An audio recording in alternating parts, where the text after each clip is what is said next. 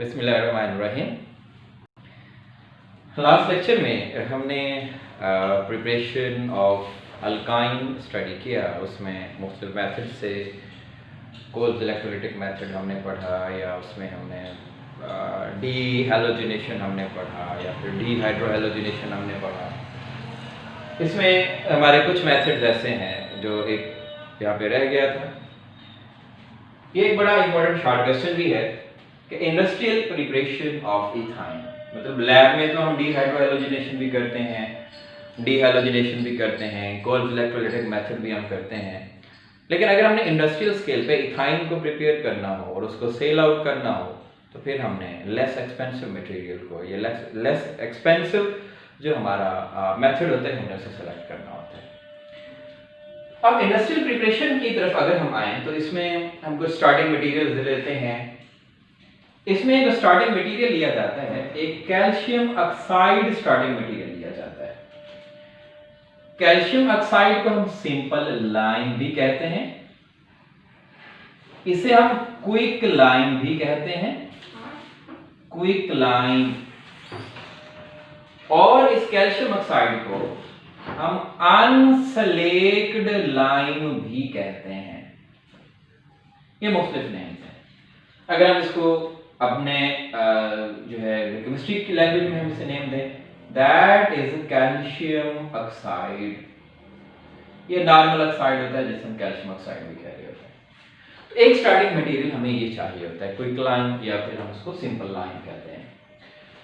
दूसरा starting material हमें सिर्फ और सिर्फ कार्बन चाहिए होता है, इसे हम सिंपल कार्बन भी कह रहे हैं, और इसे हम कोक भी कह रहे होते हैं। Pure form of carbon is termed as coke. ये हमारे स्टार्टिंग मटेरियल्स हैं। इसमें हम हीट भी करते हैं।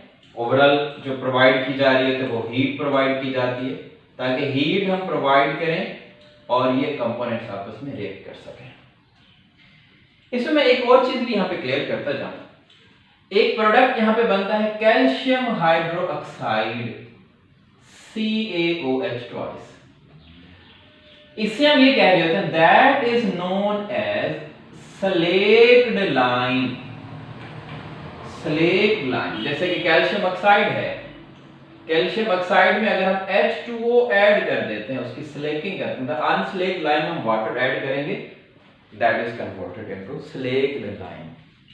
ठीक है, ये एक ओवरऑल इसकी रिप्रेजेंटेशन है जो लाइम के पॉइंट ऑफ व्यू से, या स्लेक्ड लाइम, या इसके हम डिस्कस करते हैं। अब हम ये देखते हैं कि हमारे पास ओवरऑल इसकी प्रिपरेशन का तरीकाकार क्या है। टेम्परेचर हम यहाँ पे हीट जो है वो अराउंड 2000 सेल्सियस भी हम प्रोवाइड कर रहे होते हैं। इसके दो स्टेप्स हैं।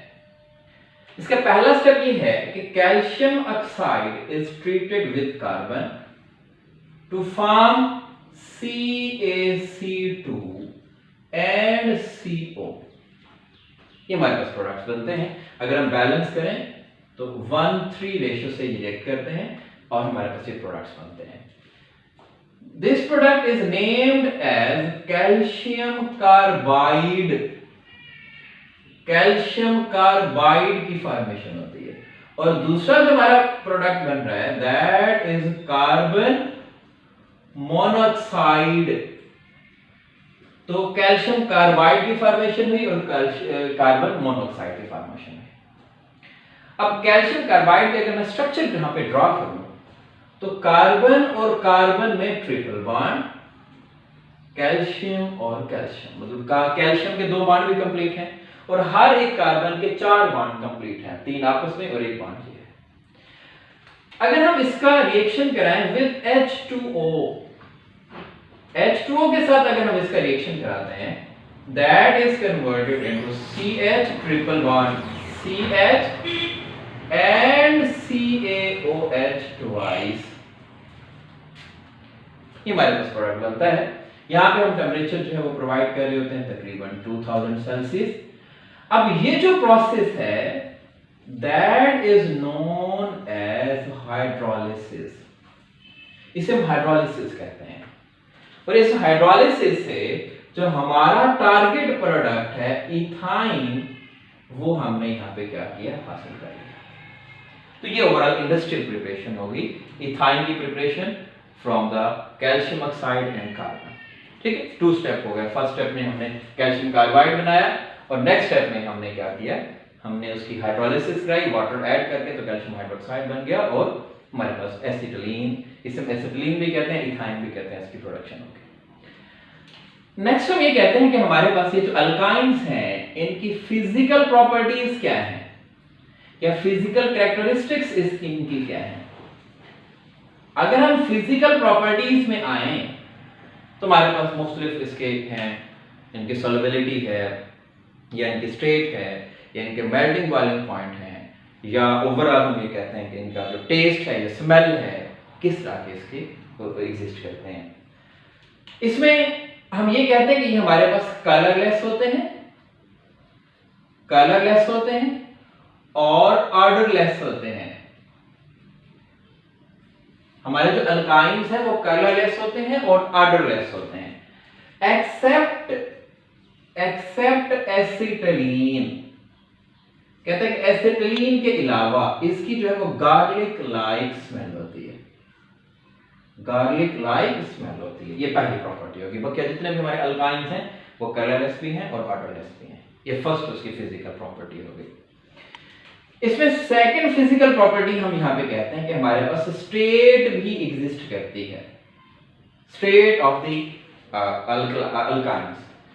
स्टेट में हम ये कहते हैं कुछ ऐसी हैं जो कि गैस फॉर्म में एग्जिस्ट करती हैं, कुछ ऐसी हैं जो कि लिक्विड फॉर्म में अल्काइंस एग्जिस्ट करते हैं और कुछ अल्काइंस ऐसे हैं जो सॉलिड फॉर्म में भी एग्जिस्ट करते हैं। ये डिवीजन है। अगर हम फर्स्ट 3 देखें, फर्स्ट 3 अल्काइंस को अगर हम यहां पे देखें वो हमारे पास क्या है, गैसेस हैं। कौन कौन से फर्स्ट 3 हैं?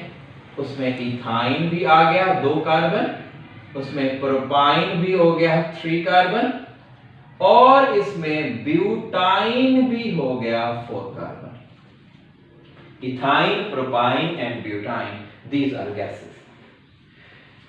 फिर हम ये कहते हैं कि अगर हमारे पास C5 से लेके C12 तक के अल्काइंस हैं, C5 वाले को हम कह रहे होते हैं पेंटाइन, पेंटाइन से लेके हेक्साइन, हेप्टाइन, ऑक्टाइन, इससे लेके जो हमारे पास 12 कार्बन है इसको हम कहते हैं डोडिकाइन।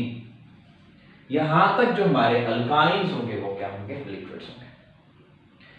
अगर हम इससे आगे चलते हैं, हम चलते हैं C13 से ऑनवर्ड आगे जब हम चलते हैं, जिसमें हमारे पास C13 को हम कहते हैं दैट इज ट्राइडिकाइन।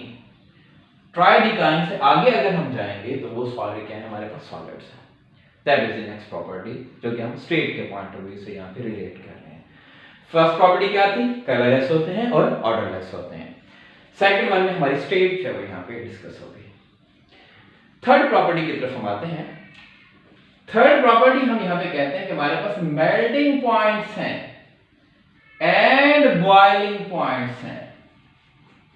ये हमारे पास एक प्रॉपर्टी है और हम ये कहते हैं कि melting and boiling point is directly proportional to number of carbon atoms। जैसे जैसे कार्बन एटम्स बढ़ते जाएंगे मेल्टिंग और बॉइलिंग पॉइंट बढ़ते जाएंगे। जैसे कि अगर हम इथाइन की बात करें, इथाइन की निस्बत प्रोपाइन का मेल्टिंग और बॉइलिंग पॉइंट ज्यादा होगा, प्रोपाइन की निस्बत ब्यूटाइन का मेल्टिंग और बॉइलिंग पॉइंट ज्यादा होगा, इसकी निस्बत हेक्साइन का ज्यादा होगा। ठीक है, तो जैसे जैसे हमारे कार्बन एटम्स की तादाद बढ़ती जाएगी मेल्टिंग और बॉइलिंग पॉइंट भी इंक्रीज होते जाएंगे। नेक्स्ट पॉइंट हम ये कहते हैं कि हमारी सॉल्युबिलिटी क्या है। सॉल्युबिलिटी में हम ये कहते हैं कि these alkynes are non polar in nature. हम इसकी नेचर यहां पे मेंशन करते हैं, नॉन पोलर नेचर है। नॉन पोलर नेचर के पॉइंट ऑफ व्यू से हम ये देखें, these are insoluble in water, insoluble in water, but these are soluble in ether, soluble in CCl4, soluble in benzene, मतलब इस तरह के जो सॉल्वेंट्स हैं उनमें इनकी सॉल्युबिलिटी होगी। तो ये ओवरऑल हमारी फिजिकल प्रॉपर्टीज होगी। इसमें हम नेक्स्ट ये कहते हैं कि हमारे पास रिएक्टिविटी क्या होती है ट्रिपल बॉन्ड की। रिएक्टिविटी ऑफ अल्काइन क्या होगी,